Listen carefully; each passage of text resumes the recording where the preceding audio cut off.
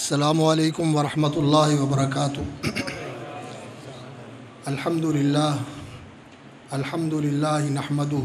نحمدہ ونستعینہ ونستغفرہ ونعوذ باللہ من شرور انفسنا وسیئات اعمالنا من یہدہ اللہ فلا مضل لہ ومن یضلل فلا ہادی لہ واشہد ان لا الہ الا اللہ وحدہ لا شریک لہ واشہد ان محمدا عبدہ ورسولہ۔ اللہم صلی علی محمد وعلی آل محمد وبارک علی محمد وعلی آل محمد کما صلیت وبارکت علی ابراہیم وعلی آل ابراہیم انک حمید مجید۔ فضیلت مآب حضرت مولانا محمد یوسف انور صاحب اور فضیلت مآب ڈاکٹر سعید صاحب، فضیلت مآب قاری محمد حنیف صاحب، دیگر علماء و مشائخ اور احباب گرامی، اعیان جماعت، برادران اسلام، حضرات و خواتین، میں تو ایک طالب علم آدمی ہوں۔ کانفرنسیں اور جلسے تو یہ میدان ہے ہمارے خطباء کا اور ان علماء کرام کا جو ماشاءاللہ اسٹیج کی زینت ہیں اور آپ کے دلوں کی دھڑکن ہیں۔ میں ایک دو باتیں آپ کے سامنے رکھنا چاہتا ہوں۔ کانفرنس کا عنوان ہے فلسفہ شہادت۔ شہادت قرآن مجید میں شہادت کیا ہے اور احادیث کے اندر شہادت کس چیز کو کہا گیا ہے، اور عام طور پر جو ہمارے درمیان مشہور ہے وہ شہادت کا ایک مفہوم ہے۔ قرآن مجید میں اللہ رب العزت نے شہادت کا ذکر فرمایا ہے۔ سورۃ الحج اس کا آخری مقام ہے۔ یا ایھا الذین آمنوا ارکعوا واسجدوا واعبدوا ربکم وافعلوا الخیر لعلکم تفلحون وجاہدوا فی اللہ حق جہادہ هو اجتباکم وما جعل علیکم فی الدین من حرج ملۃ ابیکم ابراہیم وسماکم المسلمین من قبل وفی ھذا لِيَكُونَ الرَّسُولُ شَهِيدًا عَلَيْكُمْ وَتَكُونُوا شُهَدَاءَ عَلَى النَّاسِ فَأَقِيمُوا الصَّلَاةَ وَآتُوا الزَّكَاةَ وَاعْتَصِمُوا بِاللَّهِ هُوَ مَوْلَاكُمْ فَنِعْمَ الْمَوْلَى وَنِعْمَ النَّصِيرُ۔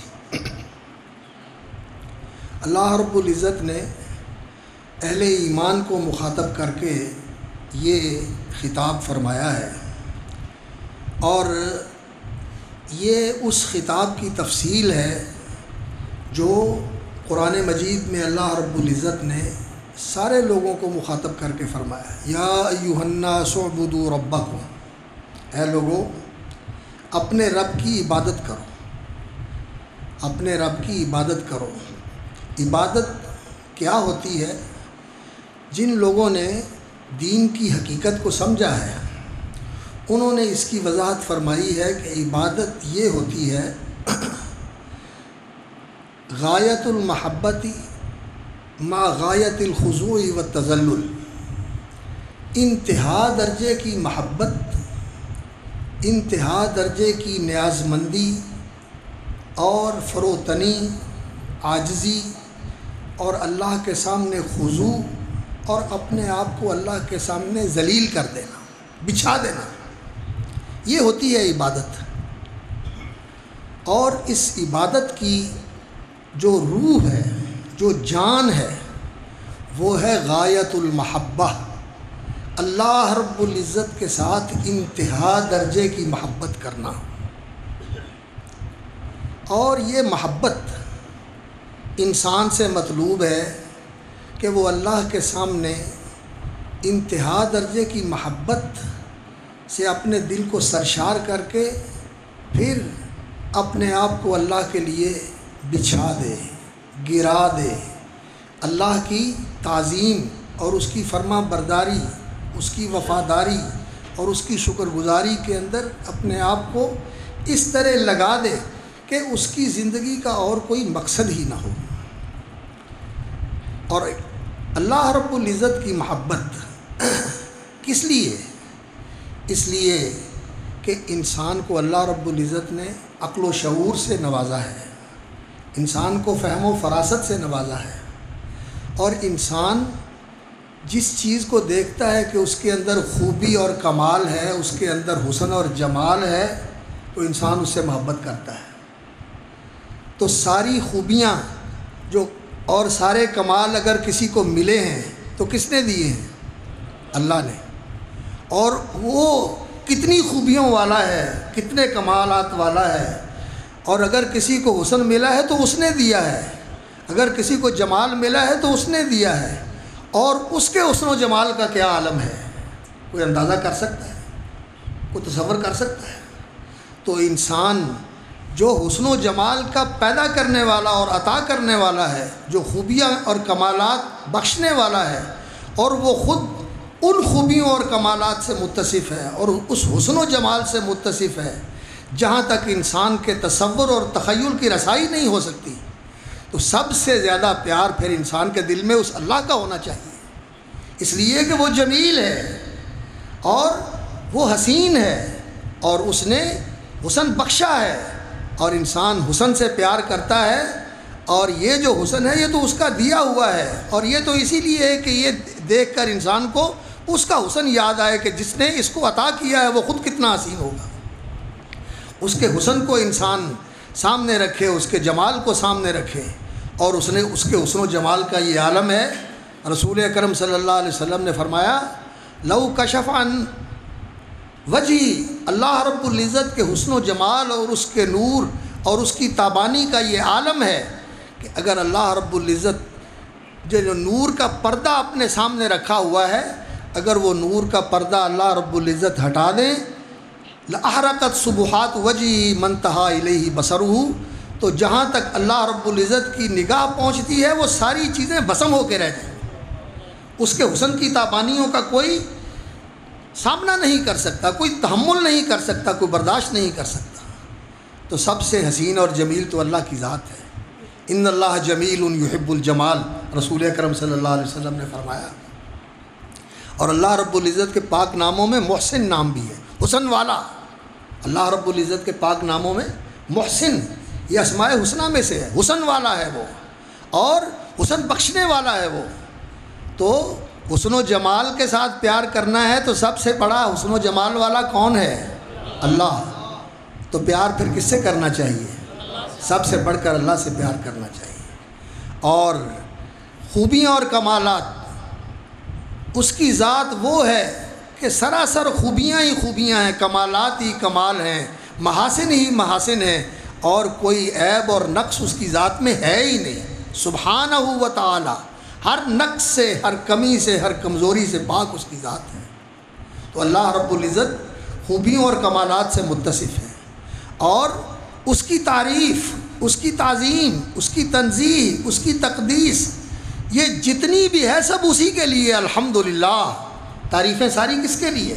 اللہ رب العزت کے لیے، اور شکر بھی اسی کا، اس لیے کہ ساری نعمتیں اسی نے پیدا کی اور اسی نے عطا کی۔ سب کچھ کائنات کے اندر جو ہے موجود یہ اس کی تخلیق ہے، اور اس کی رحمت کا اور اس کی حکمت کا اور اس کی نوازش کا یہ مظہر ہے۔ اللہ رب العزت نے یہ سب کچھ بنایا ہے اور ہمارے لیے بنایا ہے۔ سخر لکم ما فی السماوات و ما فی الارض جمیعا منہ، یہ جو کچھ آسمان و زمین کے اندر ہے یہ سب اس نے تمہارے لیے بنایا ہے۔ خلق لکم ما فی الارض جمیعا، یہ ساری کائنات کا دسترخوان ہمارے لیے سجایا ہے اس نے۔ تو کتنا بڑا انعام کرنے والا اور کتنا احسان کرنے والا مالک ہے۔ اگر انسان عقل سے کام لے تو حقیقت یہ ہے کہ یہ جو آیت کریمہ ہے قرآن مجید کی سورۃ البقرہ میں وَإِلَٰهُكُمْ إِلَٰهٌ وَاحِدٌ، تمہارا الہ ایک الہ ہے، لا الہ الا ہو، اس کے سوا کوئی الہ نہیں۔ وہ الرحمن الرحیم، وہ رحمان الرحیم ہے، وہ الہ ہے۔ اور الہ کا معنی کیا ہوتا ہے؟ ہم عام طور پر یہ کرتے ہیں معبود برحق، بالکل بجا ہے۔ اور معبود کون ہوتا ہے؟ جس کے ساتھ سب سے زیادہ محبت کی جائے، اور الہ کا لفظ یہی مفہوم رکھتا ہے، وہ ہستی جس کی طرف انسان لپکتا ہے ایسے جیسے بچہ ماں کی طرف لپکتا ہے۔ ماں کی آغوش میں جس طرح بچے کو پیار ملتا ہے، شفقت اور محبت ملتی ہے، اور پناہ اور تحفظ ملتا ہے، اس طرح اگر کوئی ہستی ہے کائنات کے اندر تو وہ اللہ رب العزت کی ہستی ہے، جو انسان کی حفاظت کرتا ہے۔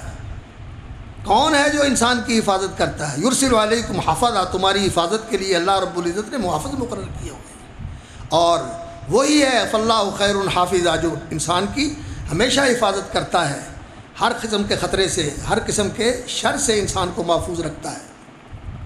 تو اللہ رب العزت ہمارا الہ ہے اور وہ ہمارا محبوب ہے۔ اور جو لوگ اس کی تفصیل کرتے ہیں وہ یہی کہتے ہیں کہ لا محبوب الا اللہ، اللہ کے سوا کوئی محبوب نہیں، لا مطلوب الا اللہ، اللہ کے سوا کوئی مطلوب نہیں، اللہ کے سوا کوئی مقصود نہیں۔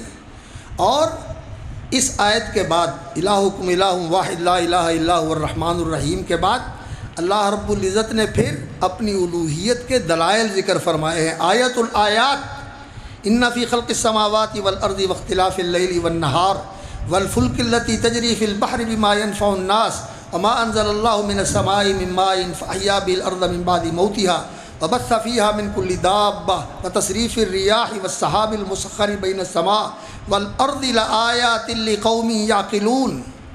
یہ آسمان و زمین، یہ بادل، یہ کشتیاں، یہ رزق کے سامان، یہ سب کچھ اللہ رب العزت نے بنائے ہیں۔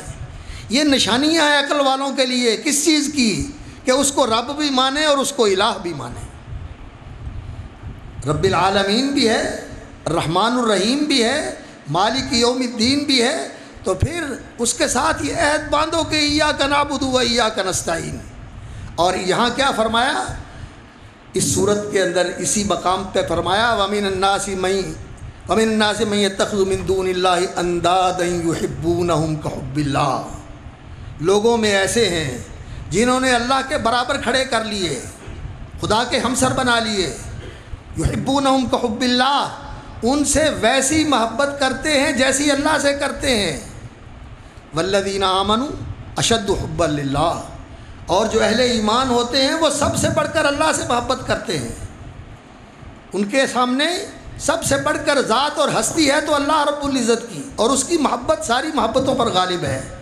اور اللہ رب العزت کی محبت کا پھر یہ تقاضا ہے کہ جو اللہ کا محبوب ہے اس کے ساتھ محبت کی جائے۔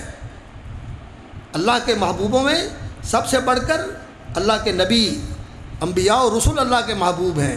انبیاء اور رسول سے محبت کرنا یہ اللہ کی محبت کا تقاضا ہے۔ اس لیے جو محبوب کا محبوب ہو اس سے بھی انسان کو محبت کرنی ہوتی ہے، جو اس کا دشمن ہو اس سے دشمنی، اور جو اس کا محبوب ہے اس سے محبت۔ تو رسول اللہ صلی اللہ علیہ وسلم سے محبت، یہ بھی اللہ کی محبت ہی کا تقاضا ہے، یہ اللہ کی محبت ہی کا تقاضا ہے۔ تو والذین آمنوا اشد حبا للہ، ایمان والے سب سے بڑھ کر اللہ رب العزت سے محبت کرتے ہیں۔ تو عبادت کی بنیاد کس چیز پر ہے؟ محبت کے اوپر، محبت کے اوپر۔ اور اقبال بہت ہی حقیقت شناس انسان ہے، اس نے کمال بات کہی ہے۔ وہ کہتا ہے مقام بندگی دیگر، حضرت مقام بندگی دیگر، مقام عاشقی دیگر، چنا خود را نگہداری کے بائی بے نیازی ہا۔ مقام بندگی دیگر، تیری فرما برداری کرنا اور تیرے حکم بجا لانا، یہ فرشتے تیری بندگی کرتے ہیں اور وہ کر رہے ہیں، لیکن یہ ایک اور مقام ہے، مقام عاشقی دیگر، لیکن محبت کے ساتھ تیری بندگی کرنا یہ ایک اور مقام ہے، یہ اور ہی رنگ ہے، یہ اور ہی مقام ہے۔ چنا خدرا نگہداری کے بائی بے نیازی ہا، چنا خدرا نگہداری کے بائی بے نیازی ہا، تو انتہائی بے نیاز ہے، تجھے کسی کی پرواہ نہیں، کسی چیز کی ضرورت نہیں، لیکن یہ تیری شان بے نیازی کا عجب عالم ہے کہ شہادت بر وجود خود زخون دوستاں کا ہی۔ کیا ہے تیری مقام کی عظمت میرے مالک کہ تو دنیا کو یہ دکھانا چاہتا ہے کہ میرے ساتھ محبت کرنے والے دیکھو کس طرح میرے لیے جانیں قربان کر رہے ہیں، سر کٹا رہے ہیں، اور قربانیاں پیش کر رہے ہیں۔ اللہ اکبر۔ حضرت عبداللہ ابن جحش رضی اللہ تعالی عنہ جنگ احد کے اندر حضرت سعد ابن ابی وقاص اور وہ دونوں بیٹھے، کہنے لگے جنگ کا موقع ہے اور اس موقع پر دعا قبول ہوتی ہے، آؤ مل کے دعا کر لیں۔ حضرت سعد نے بھی دعا کی اور حضرت عبداللہ ابن جحش نے بھی دعا کی۔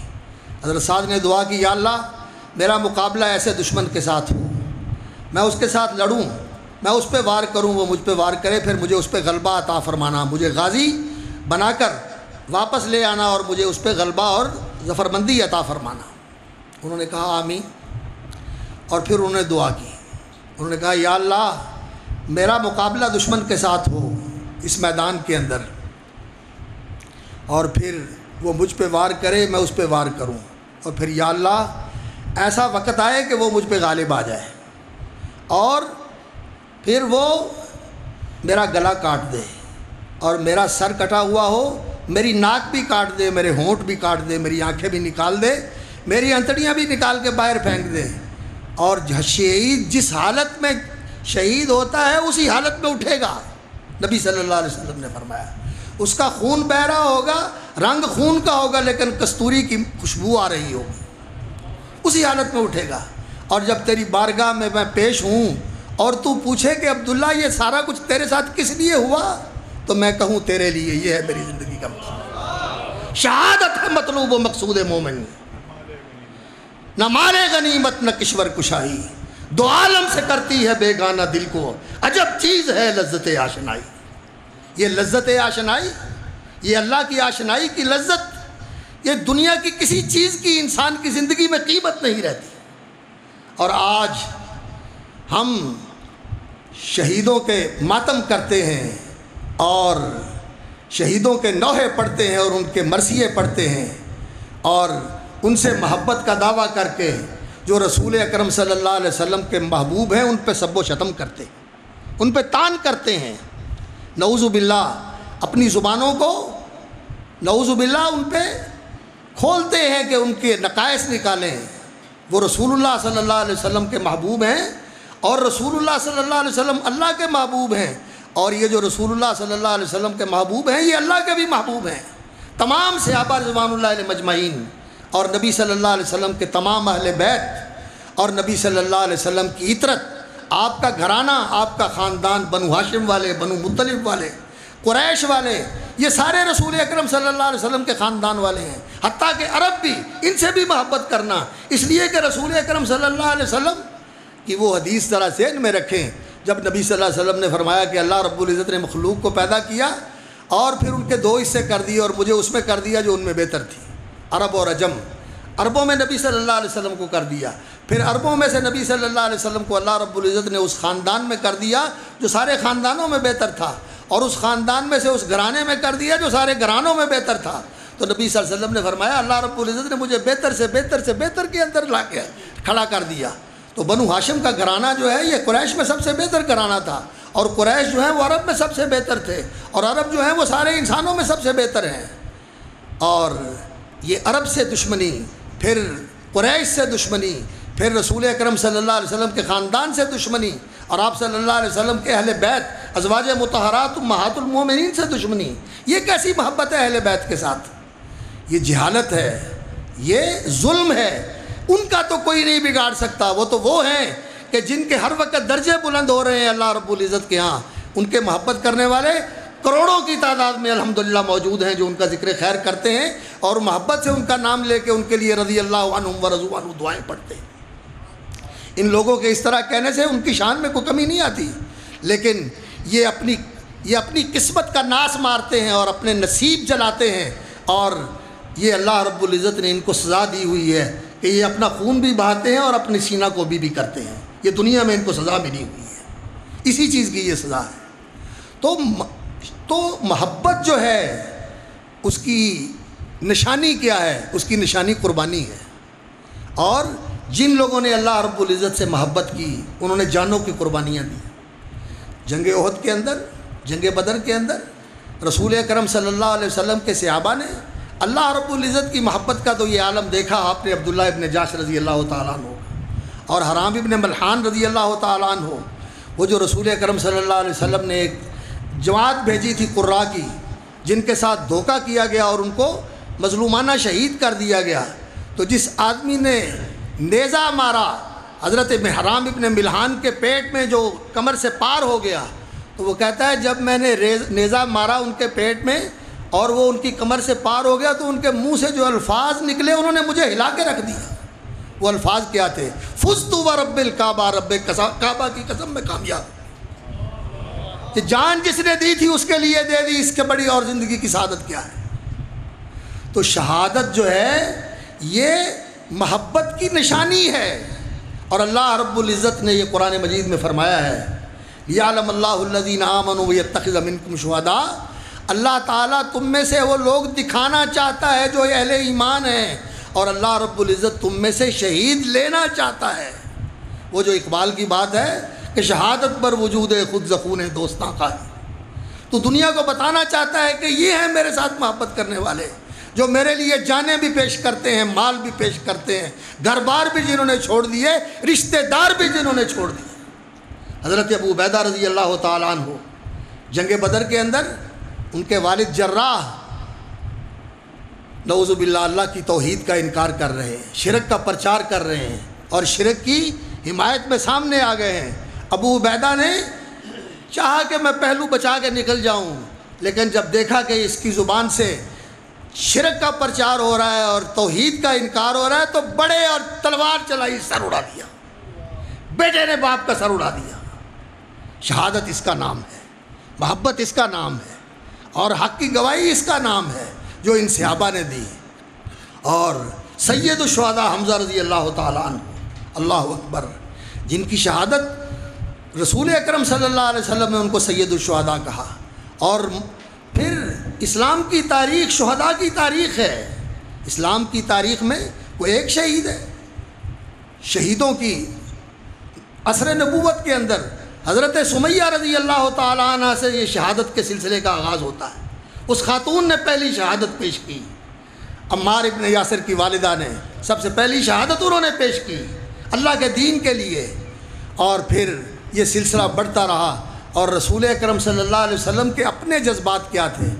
فرماتے ہیں کہ وددت، میں یہ چاہتا ہوں ان اقتل فی سبیل اللہ، کہ اللہ کے راستے میں شہید کیا جاؤں، پھر زندہ کیا جاؤں، پھر شہید کیا جاؤں، پھر زندہ کیا جاؤں، پھر شہید کیا جاؤں، پھر زندہ کیا جاؤں، پھر شہید کیا جاؤں۔ یہ محبت ہے اللہ رب العزت کی کہ اللہ کے لیے قربان ہونے کو جی چاہتا ہے۔ بلکہ رسول اکرم صلی اللہ علیہ وسلم نے فرمایا کہ کوئی جو جنت میں گئے ہیں وہ جنت سے واپس آنا نہیں چاہتا، لیکن شہید ہے جو جنت میں جا کے جنت کی نعمتیں پا کر، جنت کی راحتوں اور جنت کی بادشاہتوں سے سرفراز ہو کر بھی اللہ رب العزت سے یہ تمنا کرتا ہے کہ یا اللہ ایک دفعہ پھر دنیا میں واپس بھیج، پھر تیرے لیے سر کٹا کے آؤں کہ جو تیرے لیے کٹنے میں لذت ہے وہ جنت میں بھی نہیں۔ یہ ہے محبت، اور یہ محبت آج ناپید ہے۔ وہ اقبال نے کہا تھا یہ حقیقت خرافات میں کھو گئی، یہ امت روایات میں کھو گئی، بجھی عشق کی آگ اندھیر ہے، مسلمان ہی راکھ کا ڈھیر ہے۔ آج دنیا کی محبت نے ہمیں اندھا کر دیا، آج کرسیوں کی محبت نے ہمیں منافق بنا دیا، اقتدار کی محبت نے ہمیں دین سے دور کر دیا، دین کو پس پشت ڈال دیا۔ آج اقتدار عزیز ہے، آج پیسہ عزیز ہے، آج اپنی چودر عزیز ہے، آج ووٹ محبوب ہے، دین کہاں ہے، کیا ہو رہا ہے اس کی کوئی پرواہ نہیں۔ تو یہ فلسفہ شہادت کانفرنس آپ کے اس جذبے کو تحریک دینے کے لیے ہے۔ اگر آپ یہ سبق لے کے جائیں تو سچی بات یہ ہے کہ یہ کانفرنس کا حاصل ہے، اور اگر آپ ایسے ہی اٹھ کے چلے جائیں اور یہ محبت کی شمع نہ جلے اور یہ محبت کی حرارت آپ کے اندر جو ہے یہ آپ کو گرمائے نہیں، تو ایسے جیسے ٹھنڈے آئے تھے ویسے ہی اٹھ کے چلے جائیں، سبحان اللہ کا اور الحمدللہ کا اور نعرے لگائے اور بس بات ختم ہو گئی۔ نہیں، یہ محبت کی آگ انسان کے اندر ایسی سلگنی چاہیے کہ پھر ہر چیز کو بھسم کر کے رکھ دے۔ اللہ کی محبت، اللہ کے رسول کی محبت صلی اللہ علیہ وسلم، اور نبی صلی اللہ علیہ وسلم کے اہل بیت کی محبت، اور سارے اہل بیت کی محبت، جن میں ازواج مطہرات امہات المومنین کو قرآن نے اہل البیت کہا ہے، ان کی محبت۔ کیسے ہیں یہ لوگ رسول اکرم صلی اللہ علیہ وسلم کے ازواج مطہرات امہات المومنین ان کے صرف ایک کو مانتے ہیں اور باقی سب کے متعلق بدزبانی کرتے ہیں. یہ کیسی محبت ہے اہل بیت کے ساتھ؟ اور صرف حضرت علی رضی اللہ تعالیٰ عنہ کا خاندان ہی اہل بیت نہیں ہے. نبی صلی اللہ علیہ وسلم آل ہاشم حضرت عباس رضی اللہ تعالیٰ عنہ اور دیگر نبی صلی اللہ علیہ وسلم کے خاندان کے لوگ ہیں، یہ سارے اہل بیت ہیں نبی صلی اللہ علیہ وسلم کے. یہ آپ صلی اللہ علیہ وسلم کے نسب کے اہل بیت ہیں. اور جو حضرات جو امہات المومنین ہیں وہ نبی صلی اللہ علیہ وسلم کی گھر والیاں ہیں. قرآن نے ان کو اہل بیت کہا ہے. اور وَيُطَهِّرَكُمْ تَطْهِيرًا، اس آیت کا اولین مصداق وہ ہے. تو رسول اکرم صلی اللہ علیہ وسلم سے محبت کرنا یہ ایمان کا تقاضا ہے. اور اس وقت تک کوئی ایمان نہیں ہے واللہ لا یؤمن احدکم حتی یکون اللہ ورسولہ احب الیہ مما سواہما. مسند احمد کی روایت ہے، کوئی ایمان نہیں ہوتا کسی آدمی کا جب تک اللہ اور اس کا رسول سب سے بڑھ کر محبوب نہ ہو. جو کچھ بھی ان کے سوا ہے، وہ دنیا ہو، وہ دنیا کا کوئی مفاد ہو، وہ انسان کی کوئی اپنی خواہش ہو، کوئی انسان کا مفاد ہو، وہ کوئی دنیا کا کوئی بھی عزیز ہو، کوئی رشتہ دار ہو، سب پیچھے ہیں. اللہ اور اس کا رسول سب سے آگے ہیں. اور پھر رسول اللہ صلی اللہ علیہ وسلم کے جو محبوب ہیں، اللہ اکبر، جن کے بارے میں نبی صلی اللہ علیہ وسلم نے خطبے دیے اور جن کو آگے نبی صلی اللہ علیہ وسلم نے بشارتیں دیں کہ میں نے جنت میں تمہارے گھر دیکھے ہیں، وہ لوگ رسول اکرم صلی اللہ علیہ وسلم کے محبوب تھے. ان سب سے محبت کرنا یہ ایمان کا تقاضا ہے. انصار سے محبت کرنا، مہاجرین سے محبت کرنا، خلفائے راشدین سے محبت کرنا، اور رسول اکرم صلی اللہ علیہ وسلم کے دو پھول حضرت حسن اور حضرت حسین رضی اللہ تعالیٰ عنہما سے محبت کرنا، سیدہ خاتون جنت فاطمۃ الزہرا رضی اللہ تعالیٰ عنہ سے محبت کرنا، اور ان کی ماں اور ہماری ماں حضرت عائشہ رضی اللہ تعالیٰ عنہ سے محبت کرنا. اللہ اکبر. یہ جو حدیث بیان کی ہے کہ سیدۃ النساء اہل الجنہ، یہ حضرت عائشہ نے تو بیان کی. حضرت عائشہ تو اس کی روایت کرنے والی ہے. تو بھائیوں، بات یہ ہے کہ انسان کو اپنے دل کے اندر یہ محبت کی جوت جگانی چاہیے، محبت کی جوت جگانی چاہیے. اور اس محبت سے انسان اگر سرشار ہو جائے تو پھر یقین کیجئے کہ انسان نے عبادت کی حقیقت کو پا لیا. آج یہ امت حقیقت سے دور ہے. اللہ رب العزت ہمیں عبادت کی حقیقت نصیب فرمائے اور تکونوا شہداء علی الناس، لوگوں کے لیے دین کی گواہی دینے والے، اپنے عمل سے، اپنے کردار سے، اپنی ترجیحات سے، اور پھر جب موقع آئے تو اپنی جان اور مال سب کچھ اللہ کے لیے قربان کر کے اپنی اس محبت کی گواہی پیش کرو. یہ فلسفہ شہادت ہے. اللہ تعالیٰ اس کو سمجھنے اور اس کو حقیقت بنانے کی مجھے اور آپ کو توفیق عطا فرمائے. وآخر دعوانا الحمدللہ.